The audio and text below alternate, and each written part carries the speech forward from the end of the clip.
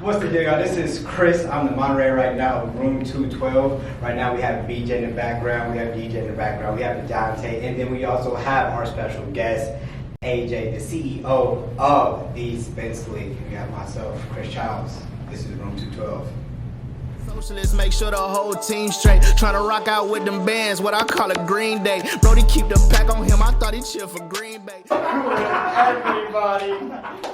Or just some of our guests that don't know who AJ is, here in the Kansas City community, he's known for a lot of things, but definitely known for his basketball reputation, for what he's done, for what we're going to talk about. You see the shirt where it says members only for the Spence League. We'll kind of tap into that, but you know, you got a background in basketball when it comes to like Shawnee Mission, where you went to school, Shawnee Mission, Northwest. Kind of just want to get into like what made you want to get into basketball from the beginning, from the inner stages of like who put the basketball in your hand, what made you want to pick that sport. I know you play football and stuff, right? Yeah. So what kind of got you into basketball? So, I mean, growing up in Salina, Kansas, I mean, y'all both know where that's because you guys went to McPherson. So, growing up in Salina, Kansas, being born there, my dad, you know, I remember when I was growing up, I remember my Space Jam go there. So that was just, seeing that, I was just automatically in love, having the monsters on it and stuff like that, seeing the movie. So that was just something I always just was so infatuated with. Just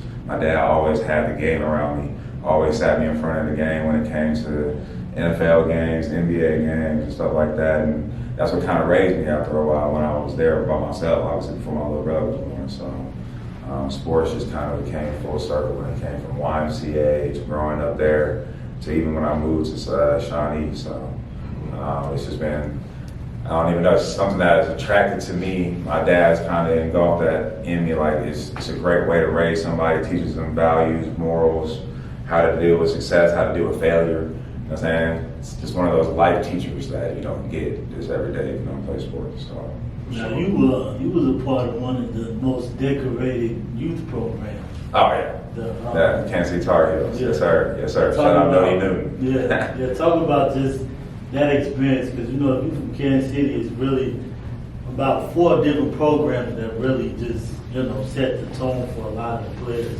So just talk about that. I mean, when you talk about guys like Corey Hilliard, Javon Lyle, DJ Jackson, Jamal, Tyler, dang, I forgot his name is right now. I'm just Tyler Rambo. I don't even know why I forget his name, Tyler Rambo. Was it Brett Comer? Yeah, Brett Comer was on there for a second. You can just keep going down the list of guys that were on that team, and including myself, but you just keep going down the list, and it's just guys on guys that even Trevor Rutherford played for the older team. So it's just like these guys playing against these guys and going against the best in the city all the time was something that was, so even playing against guys that were older was something that was kind of a thing back when we were younger. You know what I'm saying? Watching the night hoops when I was younger. You know what I'm saying? That's why I got to go watch them. My mom take me with, being a white mom going to Kansas City, Missouri in the hood. You know what I'm saying? My mom sitting there with me. So obviously I'm with the Tar Heels too, so you know I got a pass. You know I'm there with them. So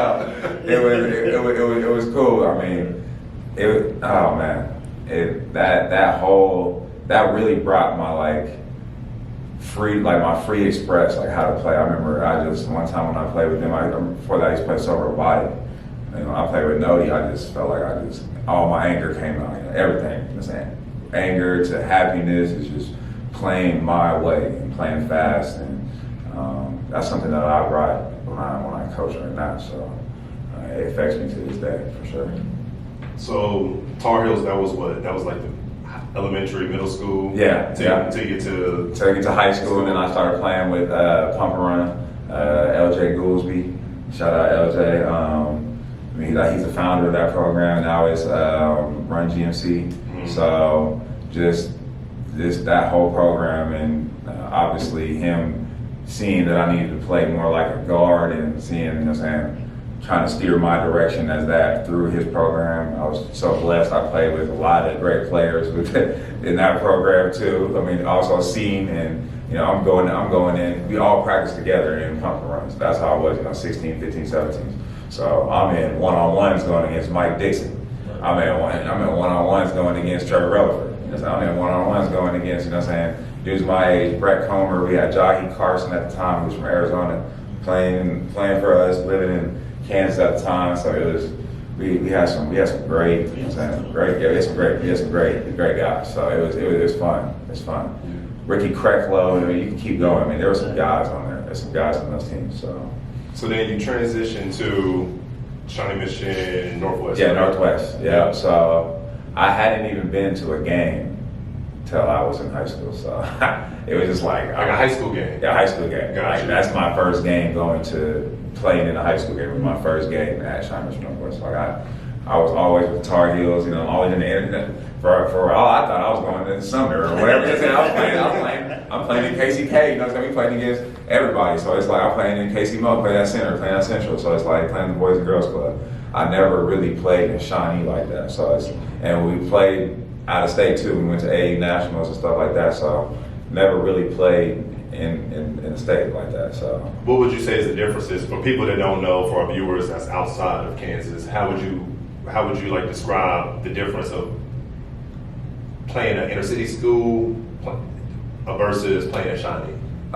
Playing in the inner city school, I would feel like obviously is there's no fear, nothing. You do, you know what I'm saying? Obviously, the coaches got to come with no fear because you got to go against players that are not scared of you. They have to deal with other things in life that molds them as young men, that has them thinking about life in a different way. So when it comes to playing in suburban basketball, you know what I'm saying, you deal with it a little bit different. I mean, obviously in Shawnee Mission Northwest, it's a very particular situation just because of the fact that it's so close to Wyandotte. People don't even know how close Shawnee is to Wyandotte. I even had a lot of people play at Shawnee Mission Northwest when I was there that were from, you know what I'm saying, that played at Sumner and stuff like that, and from Wyandotte. So it's like, and now you see, even fast forward 12 years from when I graduated, 13 years from when you graduated, it's like, you look in 14, whatever, you look and see, and it's like, this, everybody looks like me there. So it's like, it's mixed. So I'm from Wyandotte, and I know there's always, I don't know, talk about it. When you play like an inner city school, you play a black school, so to speak. They play a certain way, and then when you play a white school, that's a suburban school, they play a certain way. And it's like, I would struggle against, it's weird, but I would struggle against the inner city schools even though I was an inner city kid. Compared to the suburban, I get my shit off. Yeah. Now, I don't know why. That was like a running joke. Did y'all find the difference when y'all play, or? I think it's just more so it's especially like back then for you in that KZK league. Yeah. Just the pressure of the whole city is pulling up, and you like, oh, that's like the crowd is more into. If you go to a game in the Shawnee school, the crowd is they gonna chill, but you're not gonna hear the hecklers. You ain't gonna have the band is different. The band is different. Yeah. And we played at Washington, so like we got a sense of that. You know what I'm saying? Our guys on our team obviously did. I love playing like that. That's so I'm playing. They cheering for me too. So it's like that's what type of environment you play in when you play in inner city school. So it's like I love that. And obviously, like you're saying, I didn't get to finish it because I kept rambling. But when it comes to how suburban people play, it's just like passing, cutting, and saying. Obviously, it's more basketball IQ type of plays, like just playing off 2 feet. You know what I'm saying? Triple threat, you know what I'm saying? Pump faking, pass faking, you know what I'm saying? Just stuff like that. That's one thing that I was blessed to even, you know what I'm saying? People will be like, you know, why'd you go to Shawnee Mission? But I thought it was a blessing just because I learned a lot of that stuff. I love Nodi and stuff like that, but we weren't out there doing jump stops and stuff like that. We were just out there. He's letting us play. No, full court blitz. Blitz. Yeah. 1-1-3. It was a 1-1, bro. We played 1-1. It was a 1-1-2-1 or something like that. We would get up. We would play run and jump, man to man. Yeah, slap the floor, man at the front of the press, slap the floor. We getting lit. Like you have plays where someone would leak out all the time, and we would get a rebound and just throw it. We were doing Alonzo. Oh, y'all started the Chino Hill stuff. Yeah. Okay, got you. Before that. So it was like that's how we played, and it's dope to see. Obviously, you know, I'm not one of those guys that get on like, hey, we did this. I just like when people are like, obviously, hey man, you guys did that back. It's like, yeah, that's how it's supposed to be. You're not supposed to be out here, you know what I'm saying? I beg you for it. So I'm not. It's never about that. So it's that experience from high school only brought me to Hush, and that's what I'm saying. Hush was even even greater playing under Steve Eck. He's amazing coach, amazing guy. Met a lot of great people there. That's why I met BJ Watson, even though I met him from the city a little bit, but which also led me to meet Neil and stuff like that. But obviously that's later on. Before you get to Hus though, now you don't never really talk about you playing football, but when you all state football? I was like all league. I don't even know. I forgot what it was. I have my patches on my. I don't want to say verbatim what it is, and then someone Google it and be like, nah. But wait, like, He lying.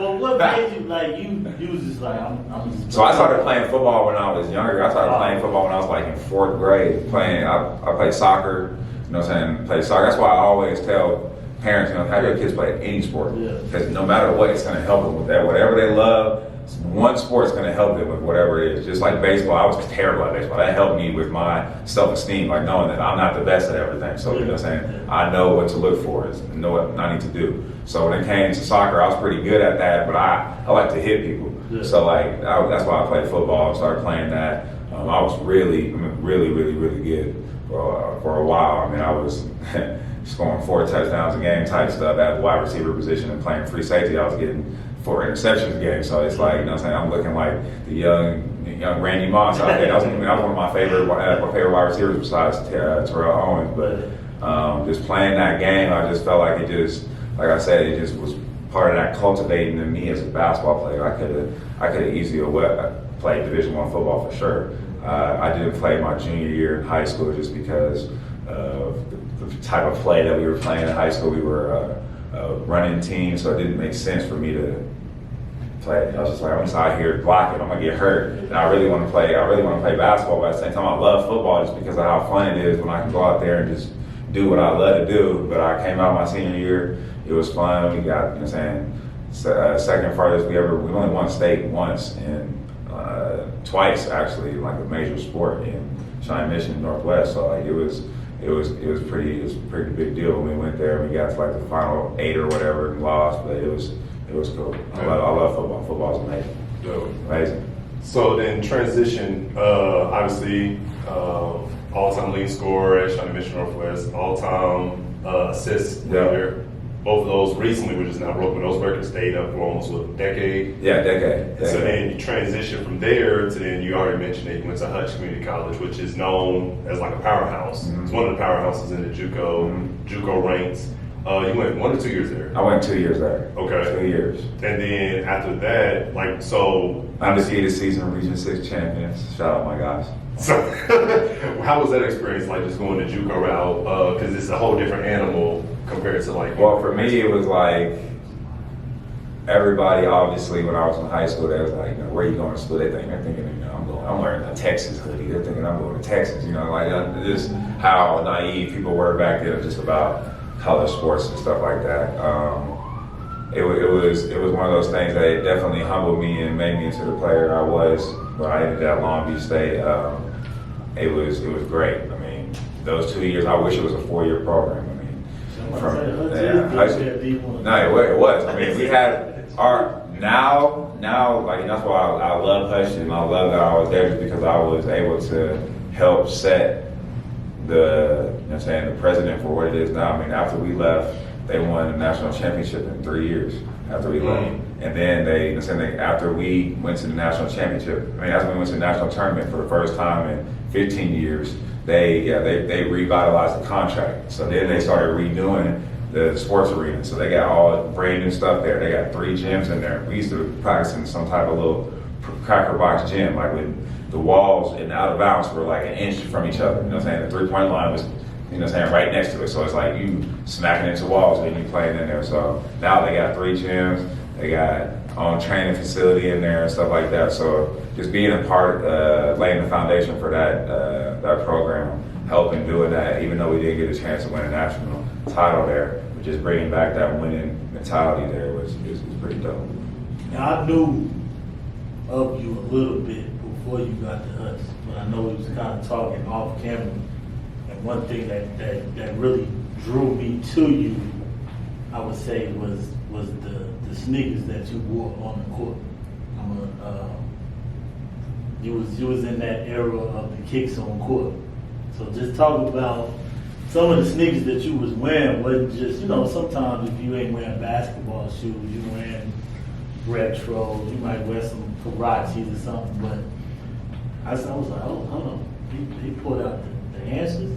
He pulled out the top 10 Kobe's like that. So it got to be a certain story to it, to why you was wearing those type of shoes. Just when you see those guys growing up and you see your idols, like obviously we had a lot of guys had Jordan as their idol, but I mean, like guys like that actually watch basketball, you love different players. Like everybody had different players, like pennies, you know what I'm saying? If I could ever wear a pair of pennies when I hoop them things, it's just too heavy for me. I could never do it. It's just way too heavy. I could never do it. But like when it came to anything else, like I was trying to rock those just because like it's about like, I just feel like when you put a new pair of shoes on, it just makes you, like gives you superpowers. That's always how my dad was when I was young. He's like, hey man, them shoes got you playing like that. And so it's like, especially when I put my T-Max on, the ones with the wood grain on the back. So it's like, you know what I'm saying, my dad always had me laced. I feel like that's where I got a lot of obviously everything my whole style, my whole swag,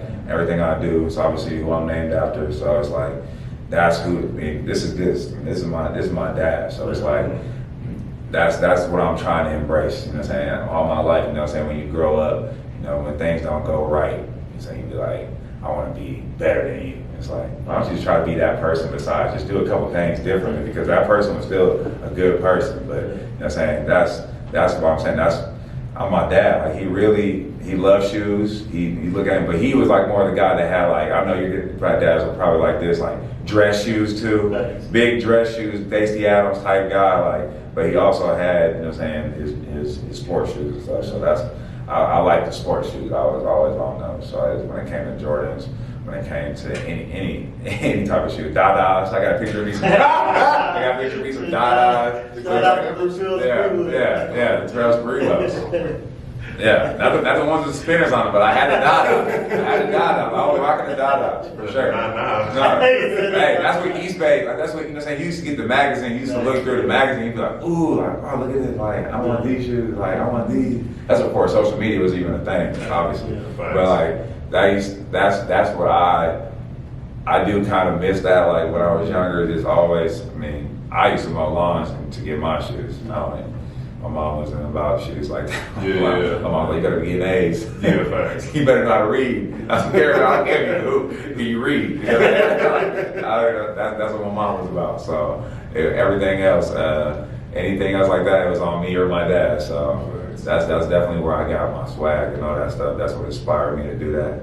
At Long Beach, wore Jordans almost every game. Obviously we couldn't wear anything else because we were Nike, so wore a lot of Jordans and Kobe's for sure. Now you mentioned too, for a lot of sneakerheads, they know about nice kicks. Yeah. Which comes with, they used to do a feature called Kicks on Court. Yeah. That was, when was you there? You was there 2012? I was there 2013 to 2016. I was on there probably like 5 or 6 times just because I'm that egotistical and I guess narcissistic. I'm looking through the things like, hey, no, that was right there. Yeah. No, so I'm saying, did I get on here and because we were playing, like I said, we were playing top 5 schools, so we're on TV, on ESPN, and that was the one thing that's the reason why I chose there to go from there from Hutch to there. Because I'm like, if my parents don't come out here, first of all, if you're not coming out to California from Kansas, you're insane. You know, especially when you have a reason to go out there. Yeah, and then second of all, I'm gonna play on TV every day because I'm playing in the top 5. I'm playing against Duke, playing against Michigan, playing against Washington, playing against Arizona, playing against UCLA, playing against Texas.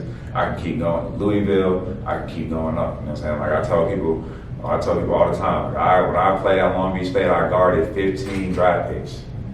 I guarded T.J. Warrens, I guarded Nick Stauskas, the Karis LeVerts, you know what I'm saying, the Glenn Robinson Juniors, did I already say T.J. Warren? I already say T.J. Warren? Yeah. All right, well, I was joking. He said T.J. Warren. He was nice. He was super nice.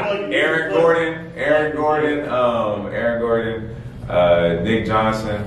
I can keep going down the list. Who's the dude from Creighton? His dad's Doug McDermott. Yeah. I had to guard him when I see him on the scout report, and I'm guarding him. I'm like, I'm 6'3". I'm 6'3.5" on a good day. I'm guarding this dude 6'8". You know what I'm saying? Like, And yeah, bucket. So it's like you get to go against these dudes, and it's like, you know, you realize like the Grayson Allens, the Ingrams, and you realize these dudes are just, they bleed just the same as you did. I mean, I had a 20 versus Duke, and I felt like amazing. But at the same time, like, the only thing that I feel like sometimes, and this is what kids get wrapped up in, is that ink in the paper or whatever. It's kind of like that's the only thing that separates them is the backing behind them. And like, you don't want that. You said someone worried about that. Worried about what I'm saying, the clout part. Like at the same time, that's kind of what separates them from everybody else. Because the talent is there, the talent's the same, but it's just, they might have somebody or know somebody that gets them through another door that you can't get through, and that's just how it is sometimes. That's life. Yeah. That's why I love basketball. That's why I feel like basketball teaches you that. So that's why those schedules were insane, because you get done with those schedules and playing the top 5, you'd be like 2 and like 15, and after that, you'd be like 2 and 10, and you'd be like, whoa, like this is crazy. Because I'm just coming from Hutch, where I just went 24-0, started off the season 24-0, and now I'm going to a school where we're lucky to get 2 games in the first 10. Yeah. So in the non-conference, so it was good though. I got to go to Puerto Rico, got to go to a lot of other places, got to play in the NIT. Was 1 game away from playing in the NCAA tournament. We lost to Hawaii in the Big West Championship. So yeah, it was lit. It was lit. It was fun. It was, I mean, to be in those, like, we brought, and I feel like I can say this for everywhere that I brought, we brought back winning. We kept winning there when I was there. So that's the one thing that I love about my story, and especially when it goes into coaching. Like, I've won wherever I've been. It's not to be like on no egotistical stuff like that. It's just like, hey, I know what the recipe is, and I'm going to do that. And it's hard work, and it has nothing to do with words. It's just getting your feet in the mud and let's get it. So for sure. So when you was out, obviously being at Long Beach State, obviously it's a rich history of basketball players in a big city like that, just California in general, but Southern California for sure. What was some runs? Obviously, you played with a lot of talent, played against a lot of talent, going against one of the toughest non-conference schedules. Do you have any like stories of like open runs that you had to deal with, or just runs in general of like some players? Playing against like dudes like James Harden and DeMar DeRozan is insane, because like when you watch them play on TV and you be like, you know, he getting that foul, and everybody makes, you know, a joke like that's a James Harden foul. Like, no, he really calls us in open gyms. Like, he really is not something that is like something that just springs upon the NBA. Like, he gets those calls in open gyms. Like, this is barely hitting my phone. That was me. That was me. That's all. But in open gym situations, he's getting those calls. So that's like that's the one thing I remember. I'm guarding him, and I barely even touched him. He's like, foul. I'm like, you're like, man, you ain't like this guy. No, I'm like, you know, argue with me. First of all, beer sweat get on me or something like that. I'm like, nah, I'm good. But at the same time, like, he's James Harden, so I probably did foul him, even if I don't understand want to say it or not. But he was one of the guys that you definitely remember. I mean, he's from Artesia's, right on the street, Cerritos area over there by Long Beach. So I mean, so many guys over there in that area, so many guys, and it's so blessed to be able to play in those type of open gyms and have those. I mean, Casper Ware, one of the guys that played at Long Beach State. I mean, Larry Anderson, we can just keep going on, like guys like that. So that played at Long Beach State, that were good too. So I know we're going to touch on 2 important things before we wrap up. One is coaching, but I kind of want to segue into what you just kind of got into, like how many, like the type of talent you played with, and the type of talent that like Southern California got to offer, the bigger cities, right? Let's kind of get into like what inspired you to start the Spence League, right? Okay. Can you even just, the Spence League is what? And kind of tell our viewers of what the Spence League is, and where was the vision? Where was that created kind of from, being in Los Angeles and seeing the type of talent being like just coming together and playing, or like a Drew League type of situation? Or what made you want to start the Spence League? Because did we go to the Drew League when we went out there together? I stayed. Together? I don't know if we went together. I stayed at the Drew League. Okay, so I think we went together one time. I think you drugged me out there one time. Mm-hmm. I've been out there a couple of times on my own. At Southwest too, but I think when I come up with Spence League, it's a multitude of things. Like obviously the name, my dad's name is they called him Big Spence. That's what they called him, Big Spence, growing up, Spence. So that's where I got it, Spence League from. That's not even, I hijacked that, obviously. Give me that.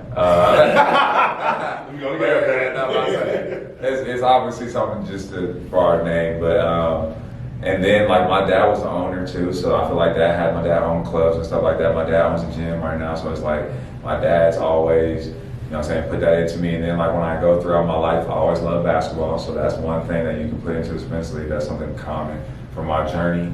And going out to LA and seeing, like being in those runs, like I said, and then also going to the Drew League and seeing like how guys can come back to a place and feel safe and be able to perform at a high level and not have to worry about going out there and getting hurt, or even, you know what I'm saying, playing with somebody that doesn't have the same basketball IQ as them, which, as we know, happens a lot around, especially around here. I mean, we don't have a pro team, so guys don't know what a pro looks like. It's just, it is what it is. And that's why if we had an NBA team, it would look a lot different. But that you know what I'm saying, that helped me. And I feel like when I tried to play professional basketball, like, and obviously for me it was a dream. After I tore my ACL, I feel like I lost a lot of my talent, but at the same time can still play at a high level. But I feel like that kind of like rubbed me the wrong way just because of how people were using like the platform of basketball around here and trying to like sell a dream that was so far-fetched that people didn't even really kind of grasp what was going on. So it's just, that was kind of fed into that, and you know what I'm saying, being a part of that, and you know what I'm saying, seeing that, and it's like, okay, well, let me just do this the right way. And let me just go out on my own. And even though someone might say, you know what I'm saying, I mean, not even to be like this, but I love my mama. Like, she was kind of skeptical at first about this. Like, you gonna put all this money into this and do this for other people and stuff like that. Like, what are you gonna get out of it? You know, so my mom was like, not to say my mom's like that, but she worries about me. Like, sure, parents do that in general. Parents do that in general. It's just like something like this pre me having a kid. So you know what I'm saying? It's like, what are you gonna do for yourself? How are you gonna be able to survive? You got a house. You know what I'm saying? You bought a house, whatever. You're gonna be able to pay your mortgage, whatever. It's bigger than that. When you have a dream. And when you see that dream, and you see that vision so clear, it's like you just got to keep the good people around you. And that was one thing that when I was curating the league, I got to be in the same room as BJ. I got to be in the same room as Neil. I got to be in the same room as my girl. I got to be in the same room as my dad, my mom, all these people that love me and only want me to see me do great things. And kind of gave me ideas on how I could do it, or what I could do it, or even sometimes, you know what I'm saying, gave money to help me do it. So it's like that's one of the biggest things I loved about it, because it's been so genuine that people have just gravitated towards it, just because it's not about anybody else besides the people that are in this and the members. That's why it's members only. And it's nobody else. Now, one thing that I really have noticed, and if you're familiar with the Kansas City basketball scene, I'll probably say about 10, 12 years ago, you had all the college and pro guys were hooping Penn Valley. Yeah. And then they would hoop, then you had the pro in Penn Valley. Yeah. And then they would hoop at Mid-America. Yeah. Now, with your league, what makes it really, stand out, or even your runs, is you have to be a college or pro guy. And that's another thing was like, especially this time of, the generation we live in, you got so many dudes that's putting this camera up and saying they're a professional basketball player, and you got dudes filming, Spence League games and all this type of stuff, and they getting bread off of that. Yeah. So talk about just the separation of, you can't just be a wannabe hooper. Or the IG hooper or something like that. Like this, and that's what I'm saying. That's what motivated me to do this, to show and we played against those dudes before, and we won.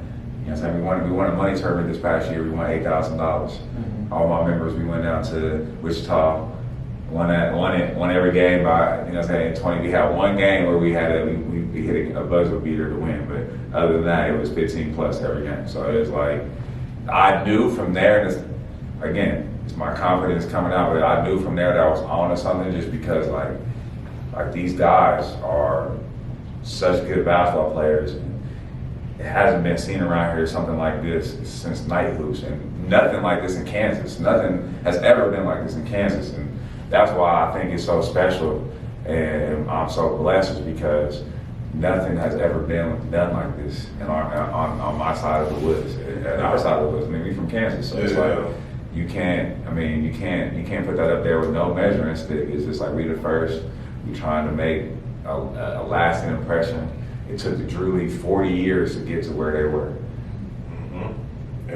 They got that footage of Kobe hit when Kobe played in the Drew League. It was like a small middle school. It was like and that's what I'm saying, middle school. And it was packed around the gym like it was wall to wall to the end of the out of bounds. So it's like when you look at that, we started off in a high school. You know what I'm saying? We started off in a high school. Obviously, the venue was big, but that's my vision, and that's why I'm saying this next year it's on a Sunday. You know what I'm saying? Drew League, it's on a Sunday. It's on Saturday and Sunday, but it's on a Sunday this year. Ours is going to be on a Sunday, and we showcasing our games. Obviously, showcasing our athletes. We don't have we have two full college teams this year. Obviously, besides your team has 2 pro teams on there. Yeah, but obviously 2 old heads on there, Ronnie and Anthony. But other than that, I started the young bucks. Yeah. I was the first one to do that. No, you definitely were. And that's what give to the youth. Yeah, you gotta throw that out there. You gotta throw that out there. That's a very humble brag, and I appreciate that so much because since that, I mean, that's one thing that I love too about my league that made me want to start my league too is that nobody in this generation plays against older people. They all play against young people, or they play against guys their age. And when I grew up, I played at Shawnee Civic Center. I played at every 24 gym. I played in every park. My dad had a weight vest on me. I'm playing against dudes that's 30. You know what I'm saying? I'm playing dudes that go, you know what I'm saying, just got off work. You know what I'm saying? Playing against these dudes like that, they're throwing elbows. I'm out here playing them, giving them buckets. They mad. You know what I'm saying? Who is this kid? I'm going to my dad. My dad's coaching at St. Mary's. I'm going up there playing with, you know what I'm saying, Hall of Famers in that league and holding my own as a youngin'. But it's like, you know what I'm saying, kids these days don't look at that challenge like that anymore. And it's like, this has awakened that. And it's not even to give away the recipe, it's just like, that is the thing that is made it so awesome is because I always played against older people. Always. And I know you mentioned about like night hoops. So in the Kansas City area, Kansas City is divided by two states, Missouri and Kansas. We used to have night hoops on both the Missouri side and Kansas side. I played on the Kansas side. You said you played on the Missouri side. Yeah. You probably played on the Missouri side, right? They eliminated. I don't know if night hoops still goes on Missouri. Kansas is for sure done. Yeah. With the league, just to give an overall synopsis, is basically you had to play college or pro, some type of pro ball, to be an actual participant in this league, right? And how many teams is it? I don't ever. Are you talking about my league? Your league. My league. My league it's only 10 teams this year. The first year it was 8. So you expanded to 2. Two more teams. So it's the 2 more teams have, like I said, the 2 is straight college teams, and not even let's say that there was 2 added. We had another team break off and turn to another team. We eliminated one team. They only did win any games last year, so they got relegated. So that's something that we're doing in the league to like just keeping it fresh and keeping it competitive. Like we obviously don't want to relegate somebody. You don't win a game, like that's obviously a problem. And you don't want that. You don't want anybody not showing up for a game because they getting beat, they're heavy. Why are y'all tanking? Why y'all tanking? What's going on? You're trying to get Victor? Yeah. Hey, that's one thing that I was looking towards like doing is because like of where the setups that we have a big auditorium. We have a chance to like possibly one day do a draft, like that would be dope. Like obviously the teams that we have, I want to keep them set in stone. I want to keep them set. I want it to be just like the Drew League. And I love that we've broken, like some of our teams are broken off and obviously eliminated one team and some of our other teams are broken off, but I want to keep these teams like, it's not like I'm just having for this year. Like these are teams that I want to be staples in my league. And obviously this year is going to be way more competitive than the first year just because when you're showing your vision for the first time, everybody's gonna see it. But I feel like after last year, a lot of people have seen it. Yeah. The traction has been crazy. So man, look, when I talk about competitive, I have my team. I'm like, damn, why people taking my players? I had at least three guys go to different teams. we took one. I'm like, oh, it's really serious this year. Nah, like, yeah, it's serious. Like dudes is really trying to lock in and win this thing. Y'all ain't trying to win because y'all ain't gave me a call. All right. So you've been obviously you've been a coach. We'll talk about that. You've been a player. What do you find like to be the hard parts, the pros and the cons of being a league owner? Everybody knows, like, when you love something, you expect subconsciously, you expect even though it's not realistic, you expect everybody to see it. You expect everybody to believe in it the same as you. Just like when you're doing everything, like, I buy shirts, buy my, you know what I'm saying, like, just like that type of stuff. It's like, I kind of got out of that in the first month, I guess, just because, like, when I was doing it, it happened in a month, and I was just, I was so stressed out just because I was like, we want to change the city, we want to do it now. What better time to do it now when our backs are against the wall? And it's like, that's my only con is just like having to constantly prove people wrong. And I guess it's not a con because it's still a pro. Like, we really don't have any cons. Like, my school that I'm leaving right now to go take a head job at another school wants me to keep my pro-am at their school. So it's like, when you look at that, it's like they see the vision, and they're the first people to see the vision. Shout out them, China Mission Northwest, Angelo Jackaloni saw the vision, saw what I'm, you know what I'm saying, I have my business, you know what I'm saying, what you told me, what other people told me too. You need to have your business plan, you need to go in there and be prepared, because when you go into these rooms, you're looking like us, you can't go in there with, you know what I'm saying, scratch paper and Post-it notes. You gotta go in there with printed paper, nice suit on, hair did, no facial hair, whatever, you know what I'm saying, looking to the T. It's like that, but at the same time, like, hey, I want this so I can put more people on, and that's what I've been doing, and I'm going to continue to do that. Even if I have to be the martyr, I'm going to continue to do that. So you kind of mentioned it about you took a new head coaching job, so you were assistant coach. Well, kind of go through your briefly your coaching journey. So you left brief for time. You left Long Beach State as a player. Then you transitioned into coaching, right? Mm-hmm. So where did you start? Now where are you at? So I started off after I stopped playing. Had some stuff going on in life. Didn't know what I really wanted to do, so I was like, let me work for a little bit, and then came back home. Got into coaching a little bit, and got a call from a guy who recruited me in college. He wanted to coach here at Wasatch Academy. It's Mount Pleasant. It's an independent school.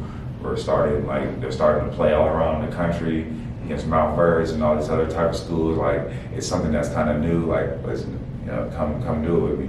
And I was an assistant coach there. Ended up being elevated to the head assistant almost midway through the year. And then my coach ended up getting fired from there. Then came back. I got another coach, or that's saying he got fired, got let go. My fault. PC, gotta keep PC.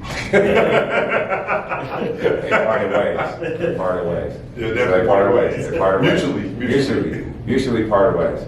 But then we got a new coach in there. I stayed mainly for the kids. I have formed a relationship, help recruit, and help keep guys there, just because I was better for them, better for obviously the school though too, and better for me just because I wanted to stay there. Just to, gain that on my resume. It was a big deal. I was one of the first guys to do this, so it was like, I got to make sure and get something out of it. I'm not just going to be here 1 year. So did my second year.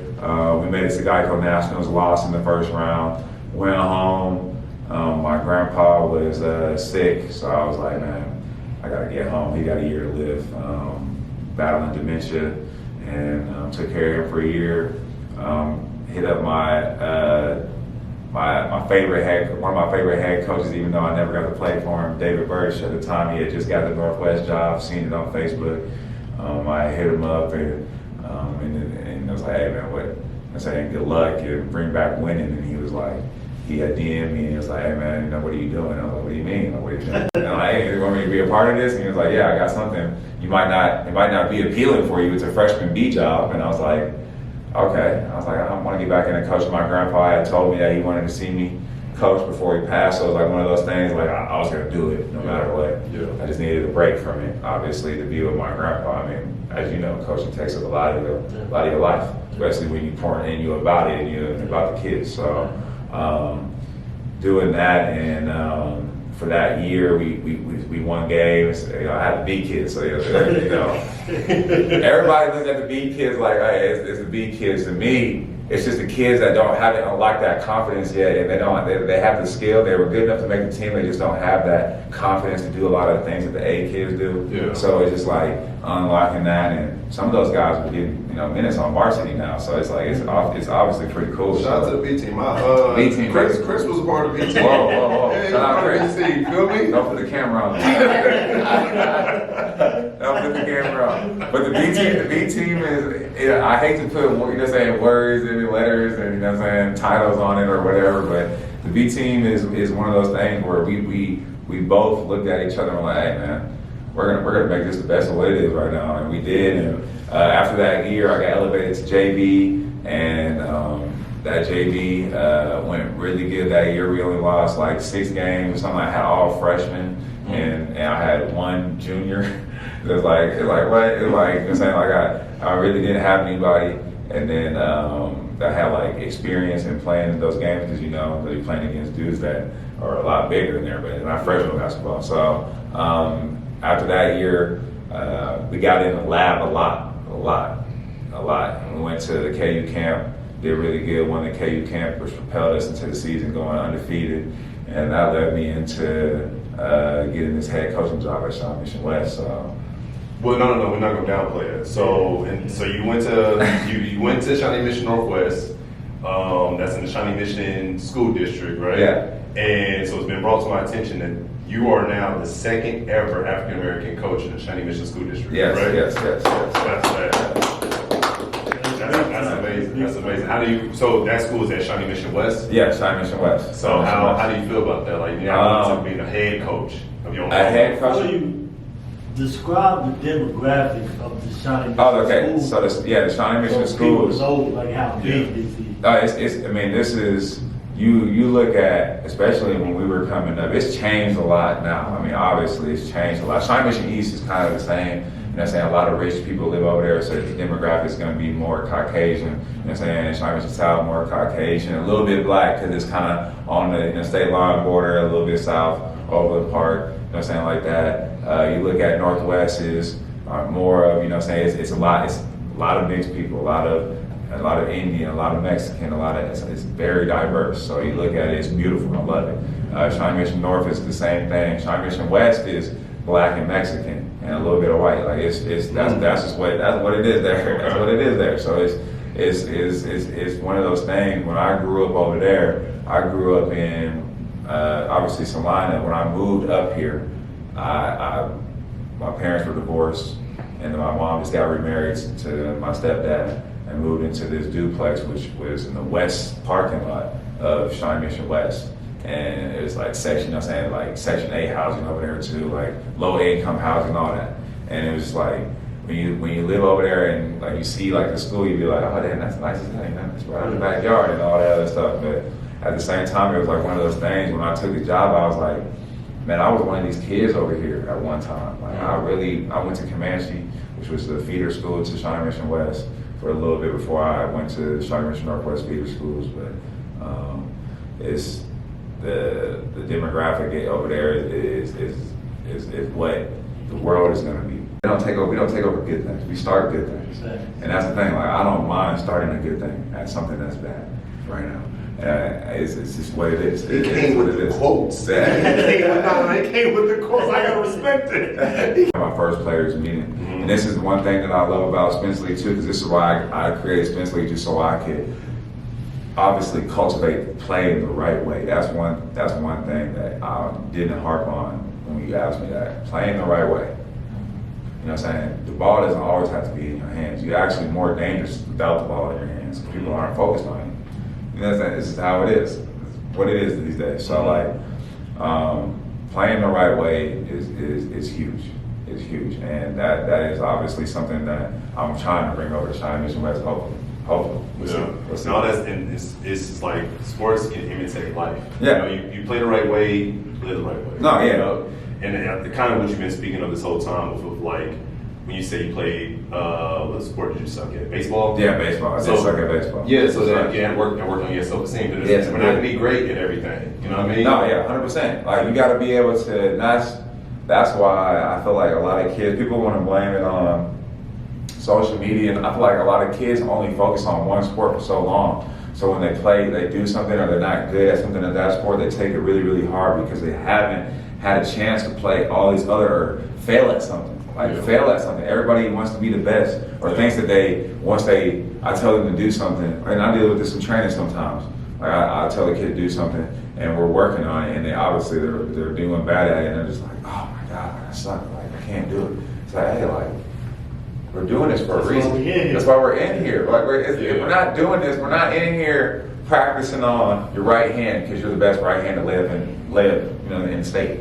Why would we do that? That don't make no sense. We're gonna get better at our weaknesses, and that's one thing that I'm going to say. Harp as a head coach, it's been love to look at these kids in the eyes. Like I said at my player meeting, I'm looking at these kids in the eyes, and I'm like, bro, like this is like I'm here with you. I'm not gonna be talking about it. I'm gonna be doing it, and I'm gonna be doing it with you. And we lose together. We're gonna lose together. When we win together, we bring everybody with us, and you're gonna see what happens when we win. And these kids saying yes sir and all this, and I'm just like, man, my life is great. My life is great. That's what I say. Coach AJ. That's what I'm saying. That's what I'm saying. Prime and almost Coach Carter. I'm like, hey, your grades better be good though too, because I ain't playing around. That's a wild dynamic. Yeah. Deion and Coach Carter. Carter. Yeah. Hey, if you need someone to like pull the kids up, Yeah. I'll be the enforcer. No. So when just a few more questions here. So obviously this is the second official season of the Spence League coming up. I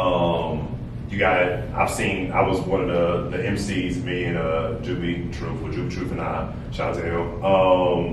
Looking forward to having you back this year. We'll talk. We're gonna have some conversations. And then, so I've seen how the players, I saw how it went, and then looking at the rosters this year, it's even a level up. You know what I mean? Just even looking at some of the people that's in it, like, oh snap, okay, y'all got some hitters. Now, what are some things now?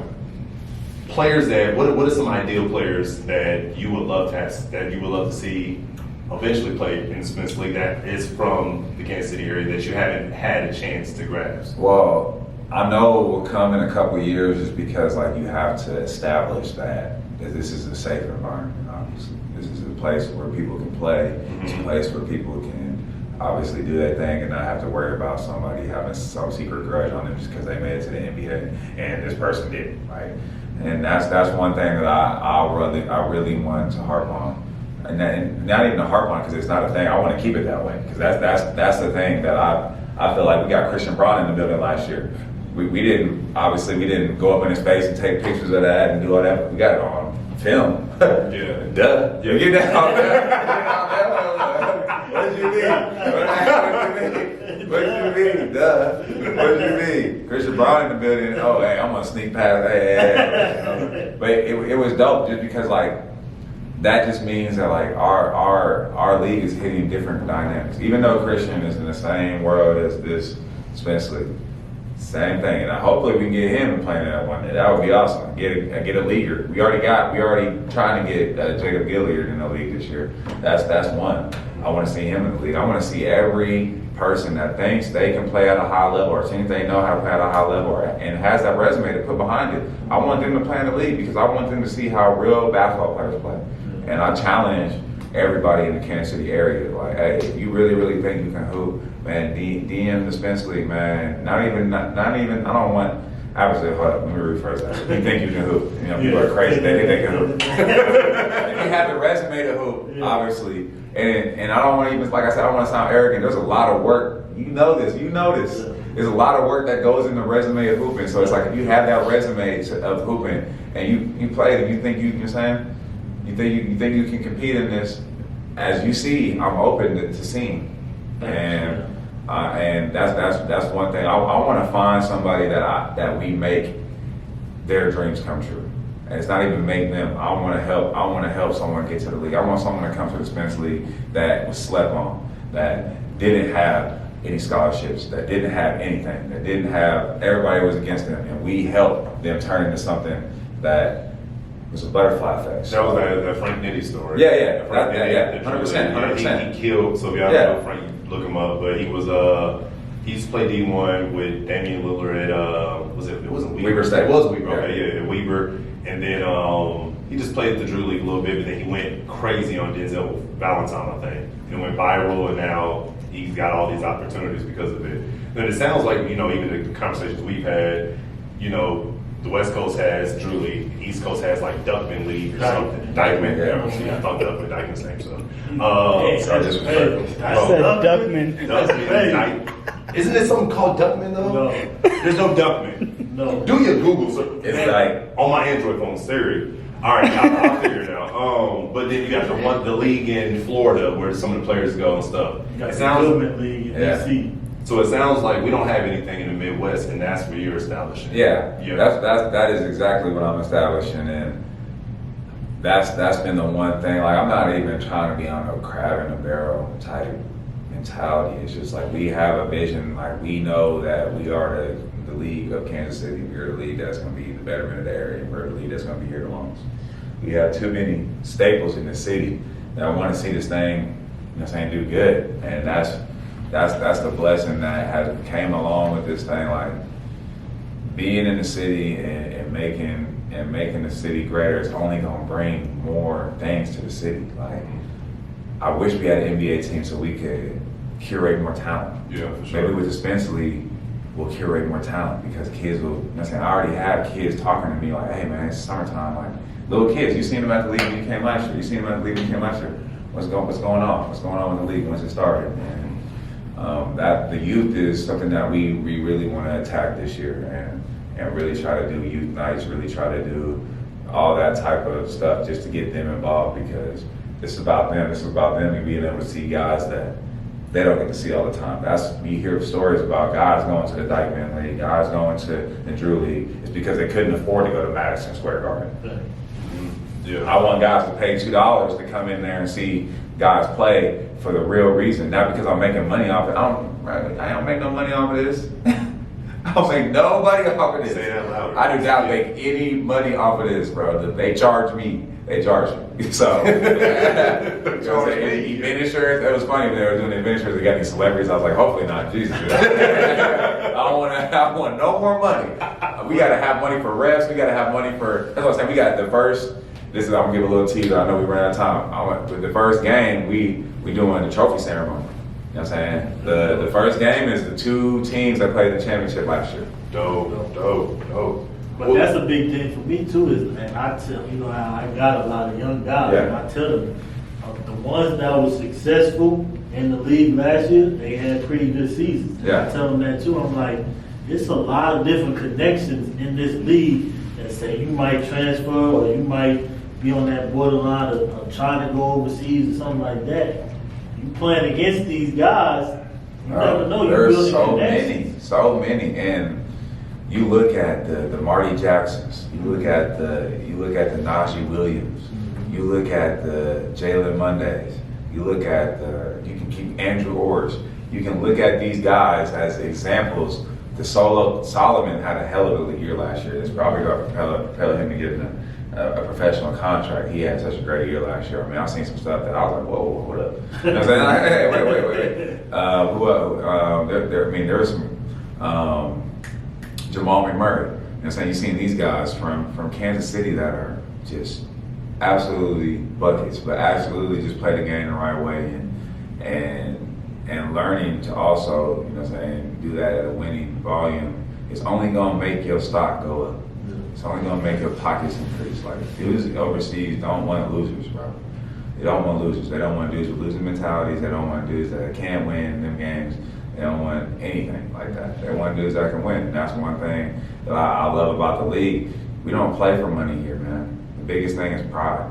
And that's one thing dudes was going at me last year because they want to beat Spence. You know what I'm saying? That's how it's supposed to, that's what I want. That's what's making this league amazing. That's what I want. I want you to try to beat me because that's what it's about. that's what it's about. Obviously, when we leave the court, you know, hey, we want to see each other succeed. That's one thing I try to set a precedent with establishing. I'm supporting every brand, every training thing, every coach. It's not there's no crab in the barrels here. Yeah. We're not looking like that. So. No. Well, can you tell us? So when is the first game? When is the schedule actually? When is it like first regular season games, and then how long does it go to? Our last regular season game is on the 9th, and our first game is on the 4th. Like I said, we're going to have a trophy presentation. We're going to have the guys from last year, Olathe's finest. They won it. They had some pros on there. They came back with even more pros. Frank Williams on there, as you know, and they got some other guys on there. Siler, you know what I'm saying? They got some good guys coming on this team this year. So everybody's gonna have to compete. Yeah. Everybody's gonna have to compete. So then, can you give us some handles, and we'll put them in the description if they want to follow the Spence League's content, or Yeah, Spence League. Spence League content is at Spence League KC on Instagram. On Twitter, it's just at Spence League. Don't need my handle. It's about the league, baby. For sure. Yeah, just follow us, please. Share, like content. Content's been going crazy. Not even give a light flex, but we started off, man. It was, you know how you see. I know how you see on this because you guys have the business page on your 212, right? Yeah. So you can see where your insights are. We started off 1,000. You know what I'm saying? Just getting 1,000 views on anything. Like barely even that. Probably even getting like 100 views. Now we're at 10,000 views, you know what I'm saying? 10,000 views constantly. So it's just like, just to see the curation of this is amazing. Hey, that's the one thing. If you go see your highlight, you got to see the whole play. And I'm not just putting like, if it's a one-on-one play, I might cut it short. Like I might cut that thing. Like you dribble 100 times, I might hit it with the, you might see like just the bucket. Like just because I'm not about to put all that in there. Yeah. But at the same time, you don't really see a lot of that, so I love it. I love it. Dope. Does got anything else? I appreciate you coming, man. No, I appreciate you for having me, man. This is, like I said, both of you guys have been a huge supporter of the league. To be on this platform, to be able to spread my league, and also be able to shed light on your guys' podcast, which I think is great. I watch it. I'm a fan of it. I subscribe to it, so it's just one of those things. Like, hey, hopefully a lot of other people see the same thing I'm seeing. So. For sure. Well, I know that we'll definitely have you again. So for sure, thank you for tapping in, man. Thank you, everyone. This has been another episode, Room 212. Subscribe, like, comment. Thank you. See y'all soon. Peace.